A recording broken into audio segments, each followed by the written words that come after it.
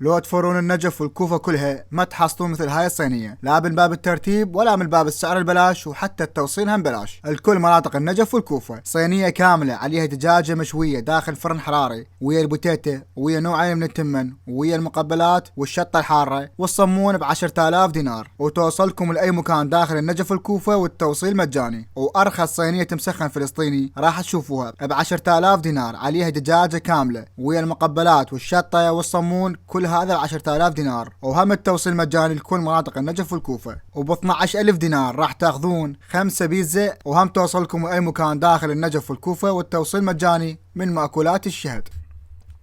شرط قدام استاذ زياد اللي يجينا الزبون واللي يقول عليها مو طيبه نخسر له بعد عدالها، اللي ياخذها بالتوصيل واللي يدز لنا اياها ويقول امين انمرضت عند السائق ننزل له واحده غيرها، واللي يجينا من طرف استاذ زياد شو يقول احنا ننزل له ونداري، ومقبلات هديه بالمناسبه. حلو. اللي يجينا يقول انا شفت التصوير وجايكم اما له مقبلات هديه من عندنا له.